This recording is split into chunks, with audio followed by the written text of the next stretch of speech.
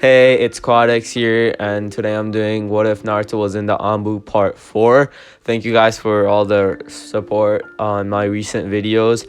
I hope you guys enjoyed this. Please comment Q or any other comment that you may have.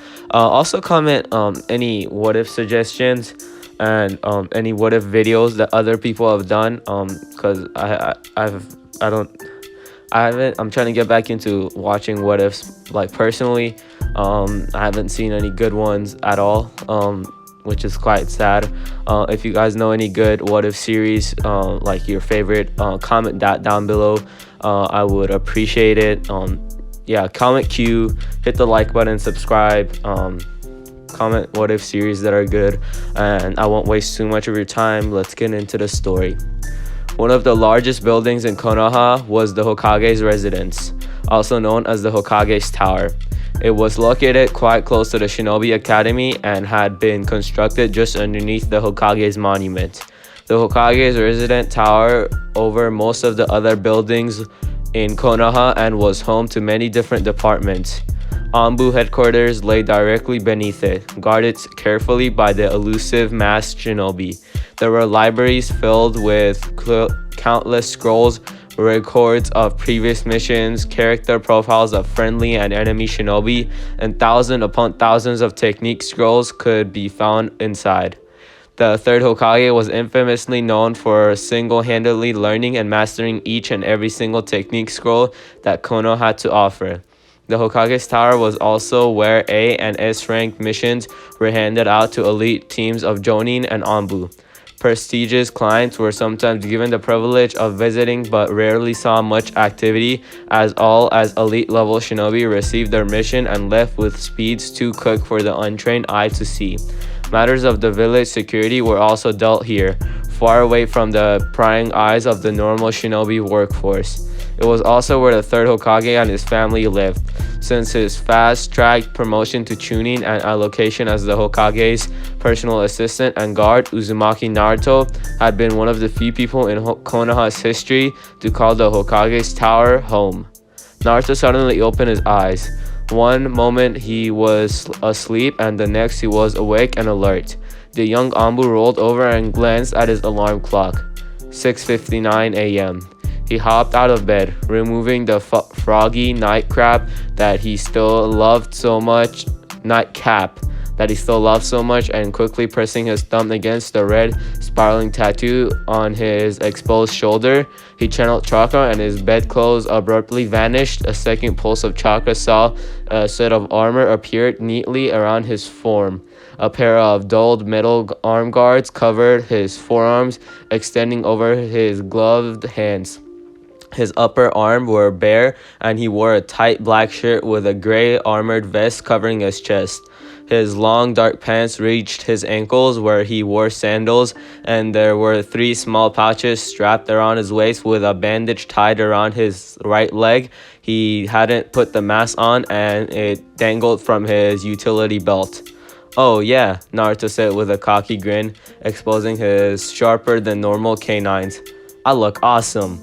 After he was done checking himself out, he adjusted the mask on his belt and strode through the door. With a well-practiced movement, he turned off the clock just as it flipped from 6:59 to 7, and the first tones of the alarm went off. It was time for him to perform one of the most dangerous aspects of his job, waking up the third Hokage. "Oi!" Naruto shouted loudly as he entered the master bedroom of the Hokage's residence. He felt an itching sensation around his Anbu tattoo as the complex barrier seals recognized his identity and allowed him to pass without reducing him to a pile of steaming ashes. "It's time to wake up!" The lump curled around the thick blanket in the middle of the king-size poster bed quivered. Naruto rolled his eyes as he began stretching. He found it completely ridiculous that the rest of Konoha idolized Sarutobi as some kind of holier-than-thou figure of everlasting power and might. Only Naruto, he had decided firmly, knew the real truth. Sarutobi was a cranky, perverted old man who took way too much pleasure in abusing his poor lawyer subordinates for his own amusement. Naruto, being in the position that he was, saw this with the saw this the most. The discreet reading of the oh so tempting orange book, the short giggles when the old man caught a glimpse of a beauty, the way the boss adjusted his hat to have this afternoon snooze in the busiest of places, and the way the old man slept in every morning for the past 4.5 years. Do we really have to do this again? Naruto pleaded. It was a familiar question as it was one he had to ask extremely often. He only received a grunt in response. He sighed. Have it your way then. He raised his hand and twisted then into a single hand seal. Water release, waterfall technique. He waved a breath and spat out a mouthful of water, which sprayed through the air in an arc. Hands contracting in another hand seal, the most mouthful of water became a giant torrent which swept through the room and washed over the poster bed. His technique completed. Naruto shifted his weight and leapt up towards the roof, using chakra to grab a foothold on the ceiling. A second later, a shower of kunai pelted the floor where he had been standing with incredible force, smashing apart floorboards and tearing into carpet. Good morning, Naruto exclaimed cheerfully as he dropped from the roof. I'll be serving breakfast in 10 minutes if you'd like to get ready, boss. Sarutobi emerged from the drenched wetlands that he had once been his bed, his brown eyes blurry and his white hair wet with moisture. Apart from that, the third Hokage was completely dry, and Naruto absently wondered what technique the wily old man had used to escape his wake-up call this time. What's with this mess? Sarutobi grumbled loudly. He cleared his throat. Clean this up immediately. Naruto just smiled. Already on it, sir, he said cheerfully. He snapped his finger and 3 shadow clones appeared in the room holding a mop bucket for this wet, no, I'm kidding, a small carpet and a couple of new floorboards. We'll have this fixed soon, so if you like, make your way to the kitchen. That was too perfect. Little smartass, Sarutobi grumbled as he shuffled his way out of the room. None of the clones saw the little smile playing on his face. Right, the original Naruto said, folding his arm. Routine assignment 3E. Clean up the old man's mess. Begin. I'll go grab breakfast. You guys can take care of this, then begin the morning training. He left as the first shadow clone made the ram sign and began to use water-based nature manipulation to suck out all of the moisture within the room and deposit it in the bucket. The second was bending down and plucking the kunai out of the floor, and the third was stripping the Hokage's bed. It was well-practiced routine and one they had done many times before, although the third Hokage didn't always use kunai. Breakfast time at the Sarutobi house was interesting, and Naruto would always find himself running around trying to take care of the 5 things at once. The third Hokage would play with his breakfast. Bowls of oats, plates of buttered toast, hot bacon and eggs, and fresh fruity merely being toyed with. The third's grandson Konohamaru would scoff down his food as soon as he got it, bits of it flying everywhere. Naruto would desperately try to get Konohamaru's lunch done in a time while making the boys slow down and eat properly, and at the same time forcing the third Hokage to at least eat a plateful before grabbing a bite himself. It hadn't always been this bad. Naruto reflected despondently. His hands were a blur as he wrapped up the last of Konohamaru's food and placed it in the bag. The third had been quite good to him when he first arrived, and he would usually join Konohamaru in his meals as the several staff did all the work. However, as Naruto grew into his responsibility, the old man got worse and worse, until each morning was like wrestling with a wild boar. Sometimes Naruto thought that the Hokage was deliberately doing this to piss him off. You eat, Naruto barked, pointing one angry finger at the Hokage. The third was dressed in a long white robe and his conical hat was pointed downwards, shielding his eyes. If you snooze, then you're not going to get anything. Sarutobi grunted and made a noise that might have been one of agreement, and he lifted his hat. The old man yawned, absently toying with his bowl of porridge. Naruto glared at him until he caught movement at the corner of his eyes. He wore the long blue eyes narrowing into slits. Konohamaru, with his arms cocked back and a plate of sauce-smeared bacon in his hands, froze with widened eyes. Sit, Naruto snapped. He appeared behind the young brat in a lightning-fast body flicker and forced him back on his seat. Eat properly like a human instead of a monkey. Naruto saw as Konohamaru continued to shove food in his mouth. He glanced at Sarutobi, who had again hid his eyes behind his hat and was snoring quite loudly as he sighed. You're the Hokage of the most powerful shinobi village in the world. Stop slacking off and eat your breakfast. Naruto bellowed and Sarutobi jerked awake. The old man seemed to wilt underneath Naruto's dangerous look and began to quickly eat the food in front of him. Something hit him in the back of the head and there was a giggle. Think that's funny, do you? Naruto asked dangerously, spinning around to face the little boy. Konohamaru's giggles turned into full-blown laughter as Naruto buckled underneath a sudden heavy weight that slammed into his head. There was a crash as a bowl broke on his head and something warm and oozy dripped down into his hair. He glanced at the Hokage, whose eyes were closed and his arms still stretched as he finished the last spoonful of his breakfast. That's it. Sudden, heavy, and oppressive chakra filled the room. Konohamaru squeaked and Sarutobi's eyes opened in a fraction as Naruto flipped through some hand seals. Naruto release, he shouted angrily. Breakfast shuriken technique. Chakra flared and the kitchen became a whirlwind of food as Naruto spread his arms around and the food on the plate leapt from their plate and span right into the face of Konohamaru and Sarutobi. Bacon flowed the toast which followed the eggs and fruit. The technique only lasted a few seconds and by the end, occupants of the table were covered in food. Right, Naruto breathed as the room fell in silence. He pointed at the third Hokage. You will go and get washed up and ready for work. If you're not in your office at 10 a.m. sharp, then I'm not doing any of your paperwork for the day. Sarutobi jerked at that. And you, Naruto growled, spinning around to face Konohamaru. You're coming with me to have another shower right now. I don't want to, Konohamaru said defiantly. He folded his arms and turned away. Listen here, you brat, Naruto growled and shoved his face directly in front of the young boy's eyes.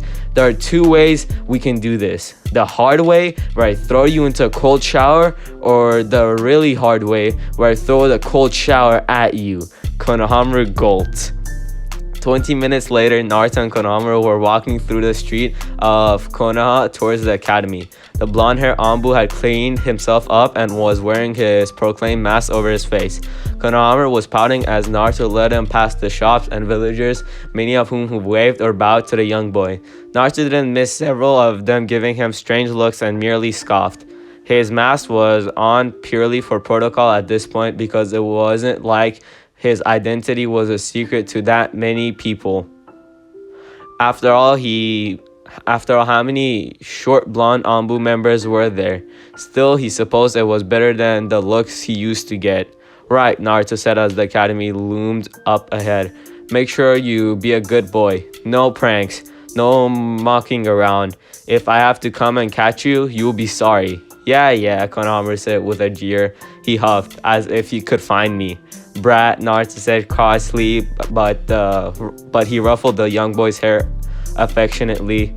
It's your graduation exam today, isn't it? You remembered? Konohamaru asked in surprise.